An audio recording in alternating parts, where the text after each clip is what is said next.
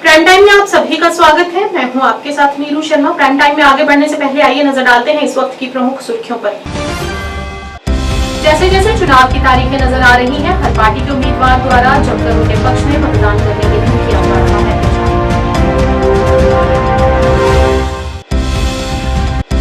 अपनी पार्टी के अध्यक्ष सैयद मोहम्मद अल्ताफ बुखारी ने चनापुरा निर्वाचन क्षेत्र में अपना चुनावी अभियान जारी रखते हुए उनके पक्ष में लोगों से वोट करने की अपील की।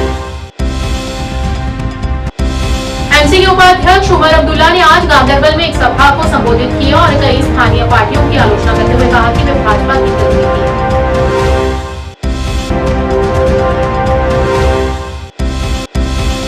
एएनसी के उपाध्यक्ष मुजफ्फर शाह ने अलोचीबाग में ई रिक्शा मालिकों के साथ एक इंटरैक्टिव सत्र किया आयोजित, जिसमें ई रिक्शा मालिकों ने श्रीनगर में फ्लाईओवर के नीचे ऑटो स्टैंड बनाने का किया आग्रह।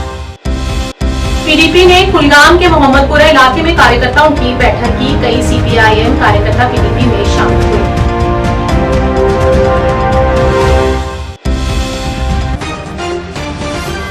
क्या आप परेशान हैं? आज ही संपर्क करें। 100% गारंटी के साथ पाए हर परेशानी का समाधान। प्रेम विवाह के लिए माता पिता को मनाना, प्रेमी प्रेमिका में झगड़ा, सौतन दुश्मन से छुटकारा, तलाक केस, नौकरी कारोबार में रुकावट, विदेश यात्रा या कर्ज मुक्ति, लॉटरी नंबर पाओ 649 हो या लोटो मैक्स, प्यार में धोखा खा चुके प्रेमी प्रेमिका, एक बार जरूर संपर्क करें। मैं आपका प्यार टूटने नहीं दूंगा। 98 769 98 583। और अब समाचार विस्तार से। इल्तिजा मुफ्ती ने आज चुनाव प्रचार करने के लिए बीच बिहाड़ा में एक रैली निकाली, जिसमें बड़ी संख्या में स्थानीय युवाओं और महिलाओं ने भाग लिया। मीडिया कर्मियों को संबोधित करते हुए इल्तिजा मुफ्ती ने कहा कि यहाँ के लोग पीडीपी के साथ हैं और पीडीपी जम्मू कश्मीर में सरकार गठन में अहम भूमिका निभाएगी।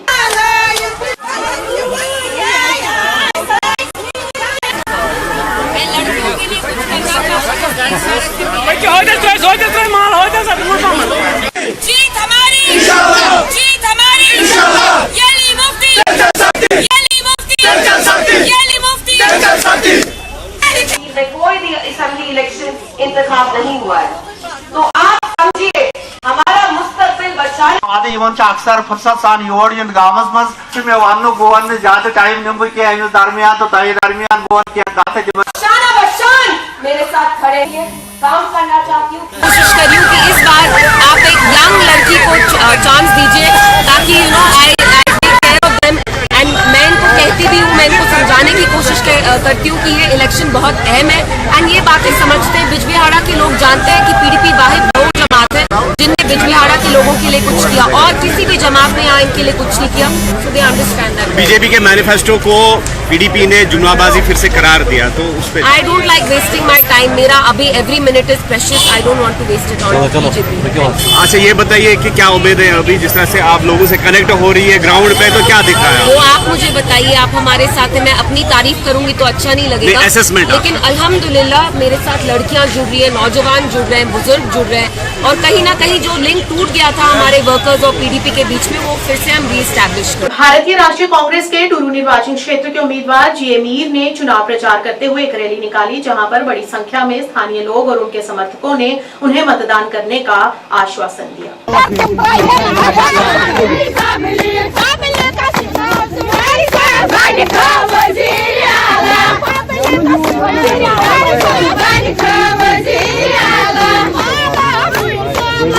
बचने हम ब्रोड को बचा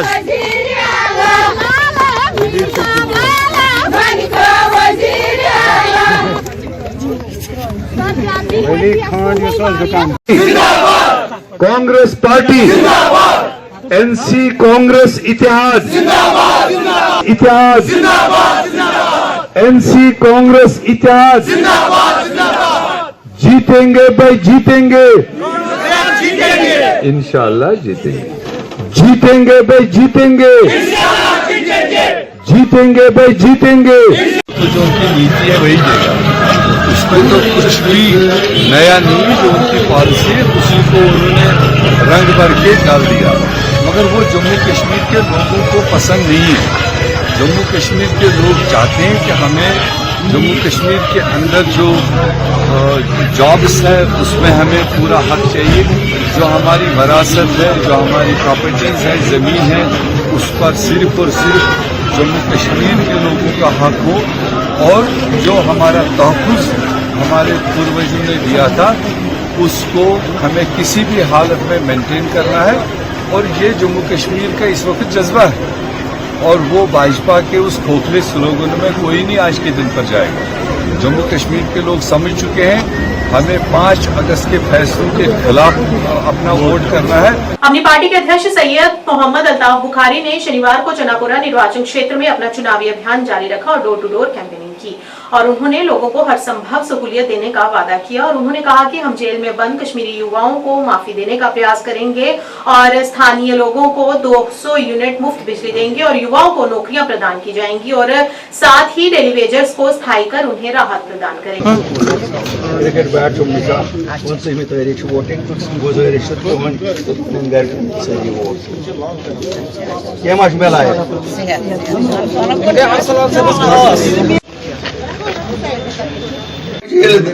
जेल कंडीशन लोग बड़ा इंतजार कर रहे थे इसका।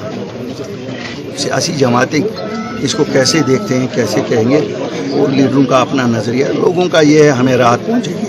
अब लीडरों को पावर मिलता है नहीं मिलता है, वो उस चीफ मिनिस्ट्री में कोई ताकत होगी नहीं होगी, लोग चाहते हैं कि उनके अपने नुमाइंदे सामने आ जाए।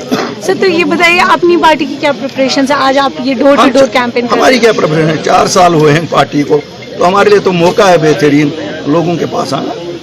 और कहते हैं ना, छोटे बच्चे का पेट बिल्कुल थोड़ा सा दूध भी दे दो उसको, उससे भी भर जाता है। तो हमें जितना देंगे लोग, हमारा पेट उससे भी भर जाएगा। तो क्या क्या आपका मैनिफेस्टो भी आया, अपने मैनिफेस्टो के बारे में थोड़ा सा बताइए। कि हमारे मैनिफेस्टो में मेन जो मानता हूँ मैं वो है जो जनरल एमनेस्टी का हम कहते हैं। दूसरा पावर का है, जैसे सबका है। फिर 2 लाख जॉब्स के बारे में हमने कहा है, डेली वेजेस के बारे में हमने कहा है, हमने ओल्ड एज पेंशन बढ़ाने की बात की है, हमने मैरिज पेंशन बढ़ाने की बात की है, हमने दरबार मूव वापस करने की बात की है, हमने स्टेटहुड वापस की बात की है। लेकिन प्रमुख जिसे मैं कहता हूँ प्रमुख है जो हम आम माफी का ऐलान कराएंगे। तो सर ये बताइए कि अभी आपका जो डोर टू डोर कैंपेन चल रहा है, कैसा रिएक्शन मिल रहा है आप लोगों से? देखो फर्स्ट क्लास, मैं नहीं कहूँगा कि नहीं इट इज़ ऑल हॉन्की डॉन्क, बट ठीक है। लोग जानते हैं अल्ताफ बुखारी ने काम किया है, लोग मानते हैं अल्ताफ बुखारी ने काम किया है, लोग मानते हैं कि अल्ताफ बुखारी ईमानदार आदमी। रिमाइंडर वैल्यू है, सजेशंस भी होती है, क्यों लोग ही असल सजेशन देते हैं। So this is the constituency you are fighting for. So how important are these elections to win? This election is important for the erstwhile state of Jammu and Kashmir. This is to get back our identity. This is to show to people of India that we believe in democracy, but we have been wronged by government of India. Omar Abdullah ने आज गांधरबल में चुनावी rally के दौरान कई स्थानीय पार्टियों की आलोचना करते हुए कहा कि वे भाजपा की प्रतिनिधि हैं। उमर अब्दुल्ला ने विधानसभा चुनाव प्रचार के दौरान जिला गांधरबल में अपने पहले चयनित निर्वाचन क्षेत्र में एक व्यापक दौरा किया और पीरपोरा, कच्चन व कूरा में कई विशाल सार्वजनिक समारोहों में भी भाग लिया। कि यहाँ से मेरे दादा मरहूम भी एमएलए रहे हैं, मेरी दादी मेंबर पार्लियामेंट रही है, मेरे वालिद साहब दोनों मेंबर पार्लियामेंट और एमएलए रहे हैं। जाती तौर मैं 3 बार यहाँ एमपी रहा। 6 साल आपने मुझे अपना एमएलए बनाया। मेरे मुखालिफ जो ये कहते हैं कि मैं बाहर का हूं, उनसे सिर्फ मैं एक गुजारिश करता हूं, आप अपने जो किए हुए काम हैं उनको गिनिए। मैं दूसरे तरफ से उन कामों को गिनूंगा जो मैंने गांधरबल में किए। अगर आपके काम मुझसे ज्यादा हैं, मैं मैदान छोड़ के चला जाऊंगा। अगर आप मेरे इस अस्पताल का मुकाबला कर सकते हो, अगर आप हमारे इन सड़कों का मुकाबला कर सकते हो, अगर आप इस सेक्रेटेरिएट का मुकाबला कर सकते हो, अगर सेंट्रल यूनिवर्सिटी का मुकाबला, अगर नए एडमिनिस्ट्रेटिव यूनिट्स का मुकाबला कर सकते हो, अगर फिजिकल एजुकेशन कॉलेज का मुकाबला कर सकते हो, अगर फिजिकल एजुकेशन का, अगर स्टेडियम का, पॉलिटेक्निक कॉलेज का, अगर इन कामों का आपका मुकाबला है, लाइए सामने। अल्लाह ताला को हाजिर नाजिर रखते हुए मैं कहता हूं ना, मैं मैदान छोड़ के यहां से चला जाऊंगा। लेकिन अगर आपके पास मेरे खिलाफ सिर्फ यही है कि मैं रहता कहां पे हूं, तो ये गांधरबल के लोगों के साथ सख्त नाइंसाफी है। क्योंकि आपके मुतालबे दिल्ली के साथ जिन लोगों ने सौदा किया हुआ है वो हल नहीं करेंगे, नहीं करेंगे। और अगर इसका आपको सबूत चाहिए तो कल ही जम्मू में वजीर दाखिला साहब ने प्रेस कॉन्फ्रेंस के दौरान दूध का दूध और पानी का पानी कर दिया। वो वहां पे गिन रहे थे कि किन लोगों के साथ वो कल हुकूमत बनाने के लिए तैयार नहीं है। उनमें कई सारी ऐसी पार्टियां हैं जिनका जिक्र ही नहीं हुआ। मतलब ये कि कल को अगर खुदा ना खास्ता उनको मौका मिला, वो इन लोगों के साथ हाथ मिलाएंगे, जिनमें मेरे खिलाफ जो यहाँ आजाद उम्मीदवार खड़े हैं वो भी शामिल हैं, जिनमें ये अपनी पार्टी, उनका भी जिक्र वजीर दाखिला साहब ने नहीं किया। अपने पीपल्स कॉन्फ्रेंस, उस पर भी वजीर दाखिला साहब खामोश। यहां तक कि जो मैं शायद सोच रहा था कि कम से कम और कोई नहीं तो इंजीनियर रशीद साहब की पार्टी का भी जिक्र वजीर दाखिला साहब करेंगे, उस पार्टी पे भी वजीर दाखिला साहब खामोश रहे। मतलब ये कि कल को अगर बीजेपी चाहे तो उनके साथ भी हाथ मिला के जो है हुकूमत बनाएंगे। पीडीपी ने कुलगाम के मोहम्मदपुरा इलाके में कार्यकर्ताओं की बैठक आयोजित की, जहां पर सीपीआईएम के कई कार्यकर्ता आज पीडीपी में शामिल हुए, जिनका पार्टी में स्वागत किया गया। इस अवसर पर पीडीपी के प्रवक्ता और कुलगाम निर्वाचन क्षेत्र के उम्मीदवार मोहम्मद अमीन डार ने गृह मंत्री अमित शाह की टिप्पणियों का जवाब दिया, जिसमें आज केंद्रीय मंत्री अमित शाह ने एलओसी वाणिज्य और अनुच्छेद 370 जिसमें क्रॉस एलओसी व्यापार की पैरवी के लिए पीडीपी की आलोचना की। शाह ने कहा कि सौदे से होने वाले मुनाफे से सीधे तौर पर आतंकवादी आकाओं को फायदा होगा। हालांकि पीडीपी प्रवक्ता और कुलगाम निर्वाचन क्षेत्र से उम्मीदवार मोहम्मद अमीन डार ने कहा कि अनुच्छेद 370 पर पहले की 3 याचिकाएं हमारे पक्ष में थी। हालांकि आज का फैसला हमारे खिलाफ है, लेकिन हमें उम्मीद है कि कल का फैसला हमारे पक्ष में होगा।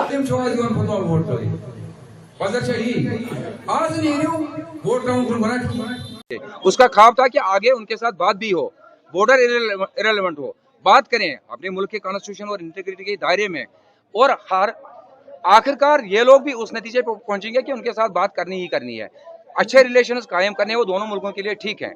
उसमें मुफ्ती साहब ने शुरुआत की, महबूबा जी आज उसको आगे बढ़ा रही है, तो मुझे लगता है कभी न कभी ये भी करना पड़ेगा जिससे दोनों मुल्कों का फायदा हो। उसमें करने में क्या प्रॉब्लम है? बीजेपी ने अपनी सरकार उन्हीं की है।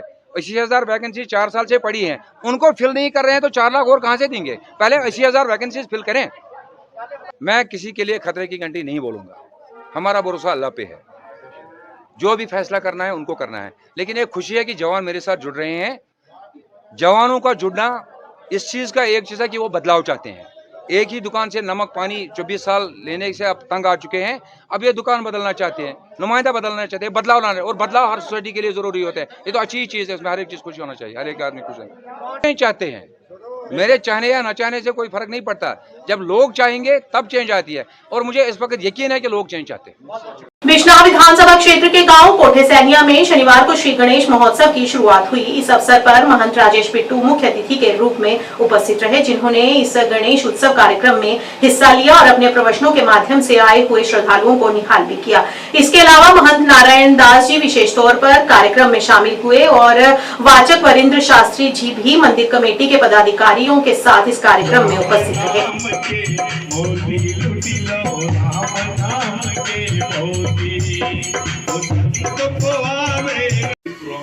शैल चला और इस प्रोग्राम के कराने वास्ते जगह का बड़ा शैल तुसें चयन किया। एक तो सड़क के कंढे ते है, लेकिन कोठे च अज आप देख रहे हो कि भगवान गणेश जी को आज विराजमान हुए हैं। तो हर साल ये गणेश उत्सव जो है बड़ी धूमधाम से पूरी कमेटी मनाती है, और जहाँ के स्थानीय पंच सरपंच ये भाग लेते हैं। लेकिन मैं अच्छा ये समझता हूँ कि इस प्रोग्राम करवाने वाले जो आयोजक हैं, संयोजक हैं, बड़ी श्रद्धा के साथ सारे इकट्ठे होकर इसको मनाते हैं। और भगवान गणेश जी विशेष कृपा इनके ऊपर करते हैं। आज विशेष रूप से जो हमारे बीच में आए, जिन्होंने अपना आशीर्वाद दिया, महंत श्री राम नारायण दास शास्त्री जी महाराज रिहाल वाले, उपाध्यक्ष जम्मू कश्मीर संत समाज न्यास, वे हमारे बीच में विशेष आशीर्वाद देने आए हैं।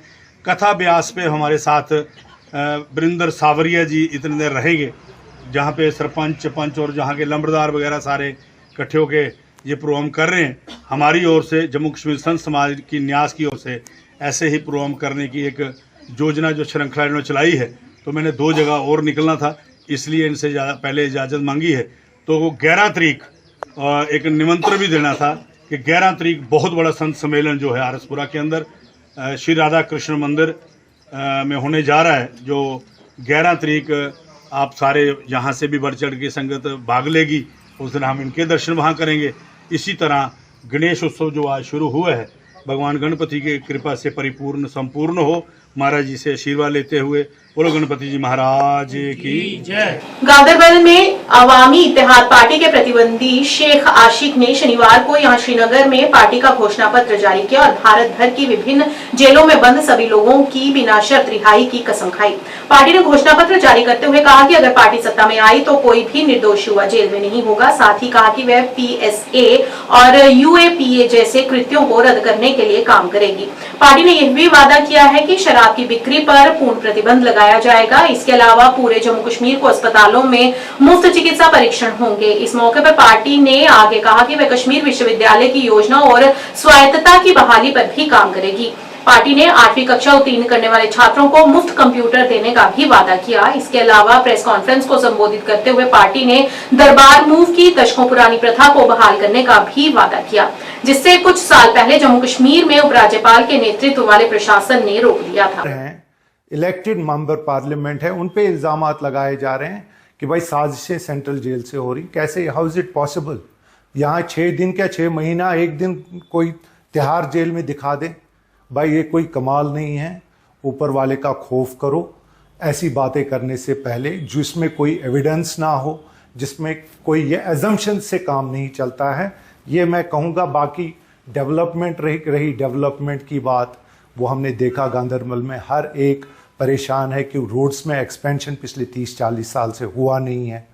पावर सिनेरियो उधर का डिफरेंट है, हालांकि 15 किलोमीटर दूर है। इंजीनियर रशीद जो प्रोग्रेस और डेवलपमेंट मॉडल कॉन्स्टिट्यूंसी लंगेट की है, 125 किलोमीटर दूर है श्रीनगर से, फिर भी उनके देखिए काम क्या है, 2 बार इलेक्टेड आ गए। हमारे यहाँ गांदरबल से कोई दूसरा मौका नहीं, क्योंकि लोग खुशी नहीं है। अब इंशाल्लाह इंजीनियर रशीद की आवाज़ को हमने आगे करना है। हम सामने आ गए हैं। मैं गांदरबल से बिलोंग करता हूँ और इंशाल्लाह यकीन दिलाता हूँ अपने भाइयों को, अपनी बहनों को, कि हम उनके लिए खड़े रहेंगे। जो भी मसले मसाइल होंगे, हम उधर ही रहते हैं, कहीं दूर नहीं रहते हैं। हम उनके साथ खड़े रहेंगे ताकि उनका एक एक मसला हल हो। अब देखिए पूरे कश्मीर में अब जो रुजू आ रहा है, पूरे साउथ कश्मीर ने पूरा वेलकम किया इंजीनियर रशीद की अवामी इत्तेहाद पार्टी को। और जो हमारे पास फीडबैक है, अल्हम्दुलिल्लाह बहुत अच्छा रिस्पॉन्स आ रहा है साउथ कश्मीर से। जब सेंट्रल कश्मीर में कैंपेनिंग स्टार्ट होगी, आप देखेंगे इंशाल्लाह ये बहुत एक अच्छी मेजॉरिटी से लेके आ जाएगी अवामी इत्तेहाद पार्टी को।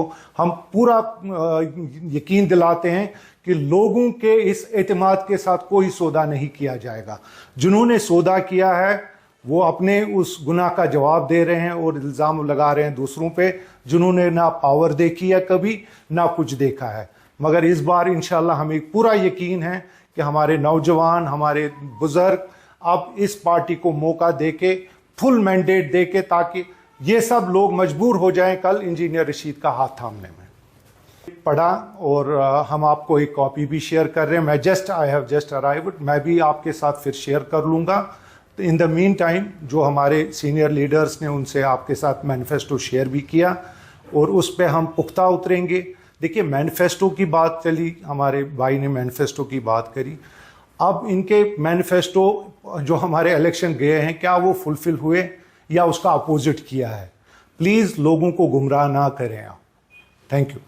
एएनसी के उपाध्यक्ष मुजफ्फर शाह ने अलोचीबाग में ई रिक्शा मालिकों के साथ एक इंटरेक्टिव सत्र आयोजित किया। सत्र के दौरान ई रिक्शा मालिकों ने बताया कि वे काफी गरीब हैं और कड़ी मेहनत कर जीविकोपार्जन के लिए ई रिक्शा लेकर आए हैं। हालांकि यातायात विभाग और आरटीओ उन्हें स्वतंत्र रूप से काम करने की अनुमति नहीं दे रहे हैं। आए दिन उनके रिक्शे जब्त किए जा रहे हैं और उनके पास कोई निर्धारित स्टैंड नहीं है। मुजफ्फर शाह ने उन्हें आश्वासन दिया कि वे इसे अधिकारियों के सामने उठाएंगे और कुछ ही दिनों में वे उनके लिए एक रोड मैप प्रदान करेंगे। उन्होंने कहा कि पूरे देश में उन्होंने फ्लाईओवर के नीचे ऑटो स्टैंड देखे हैं और उन्होंने अधिकारियों से श्रीनगर में फ्लाईओवर के नीचे ऑटो स्टैंड बनाने का आग्रह किया है।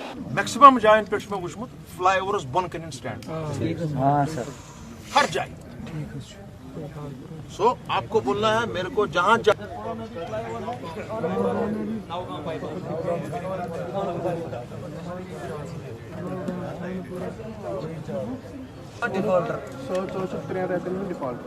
मिनट सर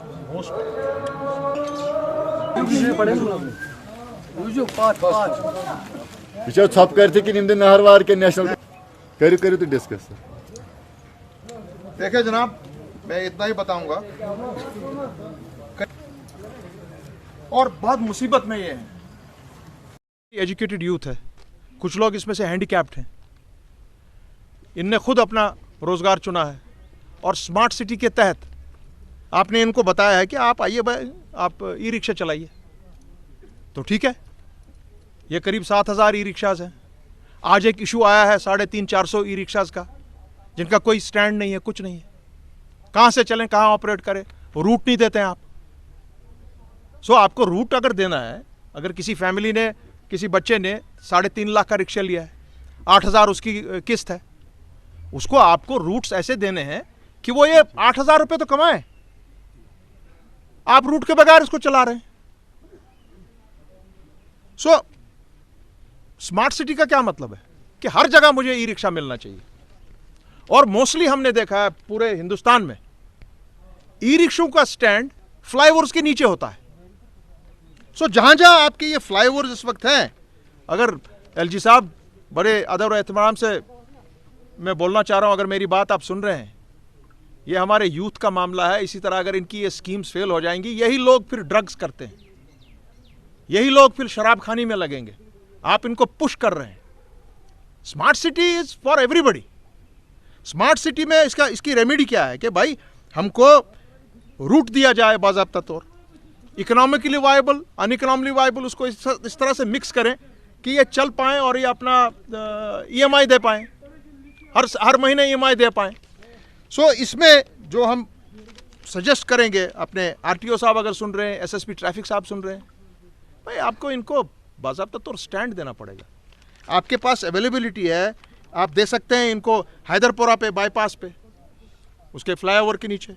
आप दे सकते हैं सनत नगर चौक के फ्लाईओवर के नीचे, क्योंकि मैंने हिंदुस्तान में सब जगह ई रिक्शों को देखा है, उनका फ्लाईओवर के नीचे में स्टैंड होता है। आप दे सकते हैं उनको नावगाम छानापुरा फ्लाईओवर के नीचे। सो आप इनको रूट दे दीजिए बाज़ाब्ता तौर पर। जहांगीर चौक से चलना नावगाम, जहांगीर चौक से चलना छानापुरा बाईपास, जहांगीर चौक से हैदरपुरा। आपको इंश्योर करना पड़ेगा। जैसे हमने स्मार्ट बसेस लाई हैं यहाँ पे, बहुत अच्छा काम करती हैं, उनके लिए कोई इशू नहीं है। उसको जहां मर्जी है वहां वो गाड़ी खड़े कर देगा। और इनका क्या है, आप इनके रिक्शा सीज करते हैं, और जब इनको रिक्शाज आपने सीज किया तो उनको छुड़ाने में भी हज़ारों रुपए खर्च होता है। तो ये स्कीम तो अनवाइबल हो जाएगी। सो इसलिए इनके साथ मुझे लगता है, मैं सजेस्ट करूंगा कि इनको बुलाइए आप। इनके जो बड़े कर्ता धर्ता लोग हैं उनको बुलाइए, उनके साथ बात कीजिए। राजनीतिक शक्ति के एक शक्तिशाली प्रदर्शन में डीडीसी सदस्य शाजिया कोसर का उस समय गर्मजोशी से स्वागत किया गया जब उन्होंने बुद्धल के गांव मल्लिक और नजर मोहल्ला बहरोट में कार्यकर्ताओं की एक बैठक को संबोधित किया, जो मूल रूप से एक महिला सभा के रूप में आयोजित की गई। इस मौके पर जावेद इकबाल चौधरी के समर्थन में शाजिया चौधरी ने लोगों को आश्वासन दिया कि उन्हें आगामी विधानसभा चुनावों में नेशनल कॉन्फ्रेंस के उम्मीदवार जावेद इकबाल चौधरी को सफल बनाना चाहिए, ताकि क्षेत्र में विकास सुनिश्चित हो सके।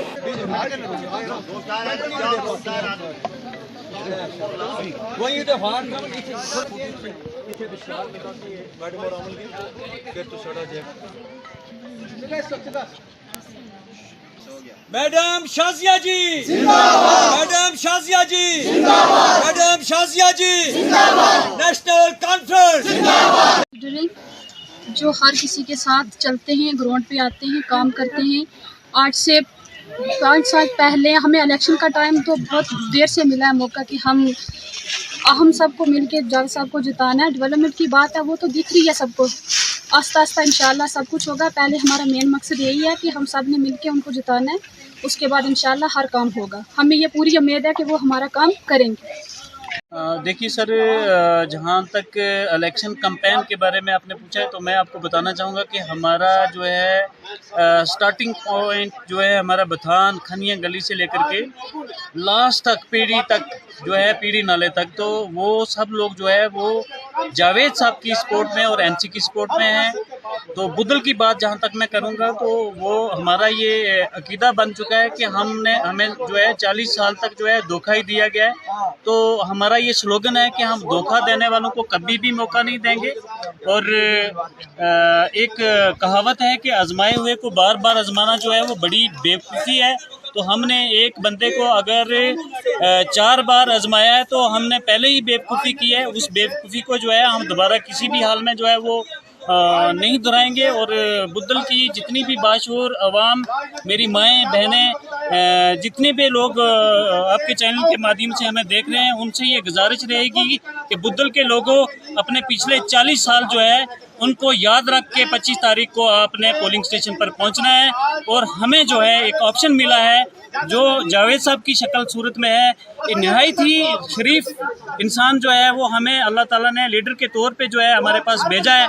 और हम जो है 25 तारीख को जो है अपना वोट पोल करके अपने 40 साल का बदला जो है वो इंशाल्लाह ताला लेंगे।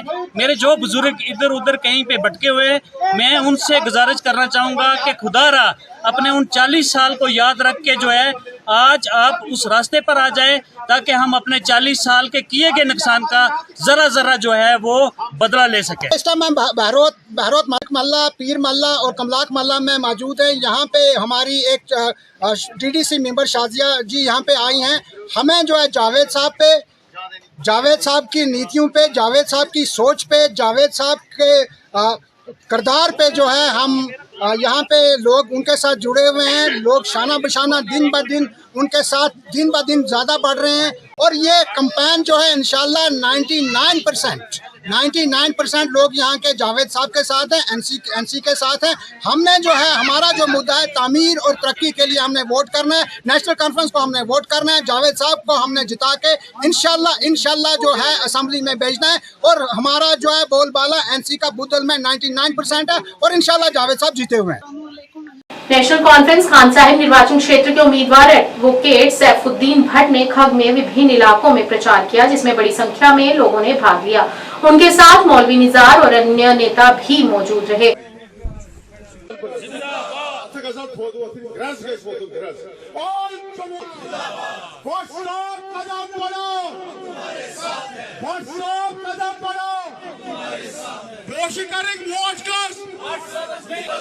इस मौके पर सैफुद्दीन भट्ट ने बीजेपी की कड़ी आलोचना की और कहा कि इस पार्टी ने संसदीय चुनाव में यहां एक भी उम्मीदवार नहीं उतारा तो अब विधानसभा चुनाव में क्या करेंगे।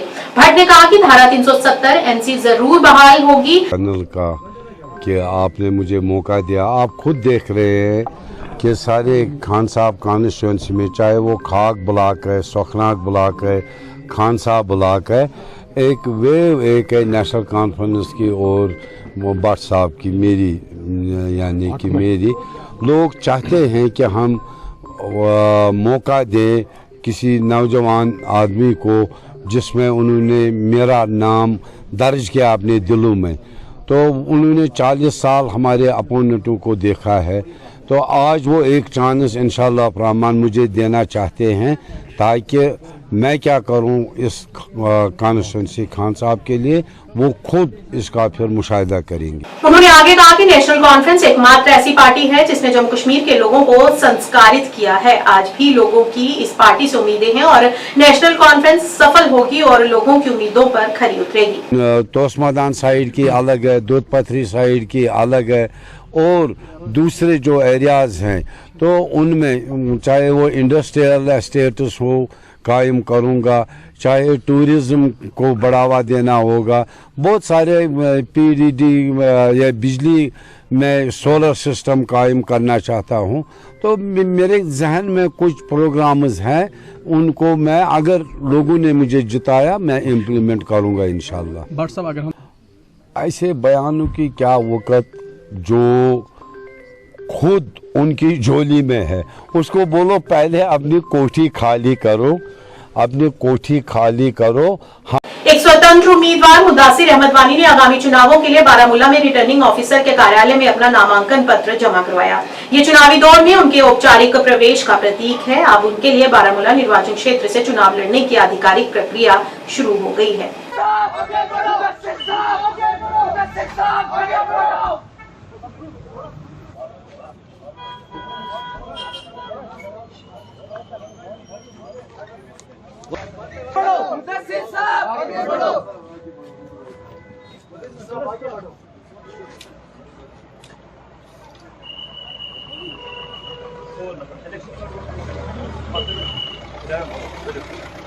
मुदासिर साहब आगे बढ़ो, हम तुम्हारे साथ हैं। मुदासिर साहब आगे बढ़ो, हम तुम्हारे साथ हैं। मुदासिर साहब आगे बढ़ो, हम तुम्हारे साथ हैं। मुदासिर साहब आगे बढ़ो, हम तुम्हारे साथ हैं। मुदासिर साहब आगे बढ़ो, हम तुम्हारे साथ हैं। मुदासिर साहब आगे बढ़ो, हम तुम्हारे साथ हैं। आप भाइयों का शुक्रिया। मैंने आज नॉमिनेशन पेपर्स फाइल किए तो बहुत खुश है। हमारा जो बारामूला का आवाम, हमारे लोग, हमारे साथी है, बारामूला के लोग बिल्कुल सब खुश है। इस टाइम भी मुझे लोग फोन करते मुबारकबादी देते हैं।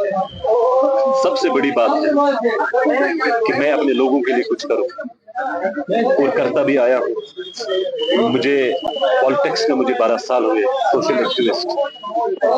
12 साल में मैं हर एक व्यक्ति के पास पहुंचा, हर एक का काम किया है और इंशाल्लाह आइंदा भी करेंगे। हम उन लोगों में से नहीं हैं, हमने हिजरत की है 10, 15, 20 साल पहले, फिर बारामूला में आएंगे इलेक्शन लड़ने के लिए। मुदस्सिर वानी ने कोई हिजरत नहीं की है। मुदस्सिर वानी बारामूला का बेटा है, मैंने जन्म यहीं लिया है, यहीं हम रहते हैं और मरेंगे भी इसी बारामूला में।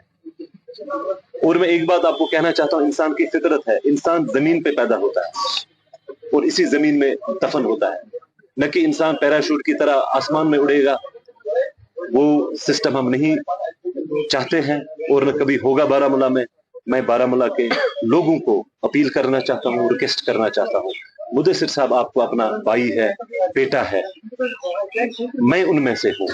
जितना दर्द हमें होगा उतना दर्द शायद और किसी को नहीं होगा जो यहाँ बारामूला से 20, 25, 30 साल से रहने के लिए आधे श्रीनगर, मुंबई, दिल्ली गए हैं और आज वो बड़े होके इलेक्शन यहाँ पे लड़ेंगे। बिजनेस सारा वहां पे यहाँ पे कमाते हैं, श्रीनगर के लाल चौक में खर्च करते हैं। मेरा बारामूला का जो दुकानदार है वो बिल्कुल परेशान है। हम इंशाल्लाह रहमान उनका भी सोचेंगे। और सबसे बड़ा जो हमारा मैनिफेस्टो की एक बात मैं आपको करूंगा, मैनिफेस्टो में मैंने ये भी एक जिक्र किया है कि जो हमारा गुलमर्ग रोड है वहां पे हम नो एंट्री का लगा देंगे। अल्लाह ताला इंशाल्लाह कामयाबी हमें देगा।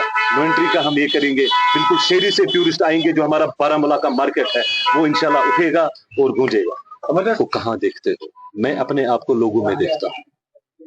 मेरे दिल में लोगों का दर्द है, मुझे लोगों का काम करना है। मैं इस टाइम भी यहाँ पे आया मजबूरन, कुछ डॉक्यूमेंट्स मुझे अपने कहीं पे कुछ जाना था, तो इसके बाद मुझे और कुछ 5-6 व्यक्तियों ने फोन किया। यहाँ तक कि मैं आपको क्या कहूँ, सोपोर से मुझे भी फोन आया, मुदस्सिर साहब हमें परेशानी है, इलेक्शन आप खुद देखो कहाँ से लड़ रहा हूँ। बारामूला से, सोपोर से एक व्यक्ति ने मुझे फोन किया, उसको कुछ मेडिकल प्रॉब्लम है, तो ये छोड़ के मुझे अभी लगभग घंटा 2 घंटा बाद में प्रोग्राम बनाएंगे, सोपोर जाना मुझे पड़ेगा क्योंकि वहां भी मेरा भाई रहता है, मुझे उसका काम भी करना है। मेरा मैनिफेस्टो यही है, मुझे लोगों का काम करना है। इलेक्शन इस टाइम आया, ये तो हम बिल्कुल गवर्नमेंट ऑफ इंडिया को, इलेक्शन कमीशन ऑफ इंडिया को हम उनको मुबारकबादी देते हैं। उन्होंने बहुत टाइम बाद यहाँ पे इलेक्शन करवाया, मगर उसके बाद भी हार या जीत आती है, उसके बाद भी हमें लोगों का काम करना, मुझे लोगों में ही रहना। स्वतंत्र उम्मीदवार सोनावारी सही राथन ने सोनावारी निर्वाचन क्षेत्र में आगामी चुनावों के लिए अपना घोषणा पत्र जारी करने के लिए एक संवाददाता सम्मेलन आयोजित किया। सामूहिक दृष्टि की आवश्यकता पर जोर देते हुए राथन ने जोर देकर कहा कि उनका घोषणा पत्र समृद्ध, समावेशी और शांतिपूर्ण जम्मू और कश्मीर के लिए साझा आकांक्षा का प्रतिनिधित्व करता है। राथन ने कहा, हम एक ऐसे भविष्य की कल्पना करते हैं जहाँ विकास, एकता और न्याय सर्वोच्च होगा। हमारा घोषणा पत्र सिर्फ एक दस्तावेज मात्र नहीं है, ये जम्मू कश्मीर के सभी नागरिकों के लिए एक बेहतर कल बनाने की दिशा में अथक प्रयास करने की प्रतिज्ञा है। एक मैनिफेस्टो अपना मंशूर जो तैयार किया है, तो ये मैनिफेस्टो हमारा है, इट्स बेस्ड ऑन 30 पॉइंट्स। इसमें 30 नुक्ते हमने जो हाईलाइट किए हुए हैं, तो इसमें से मैं कुछ पॉइंट्स आपसे अभी यहाँ पे शेयर करूंगा। तो बातें हो, it's based on peace, development, dignity and prosperity, जिसको हम कह सकते हैं अमन, तरक्की, विकार और खुशहाली पे हमारा ये जो मंशूर ये मबनी है।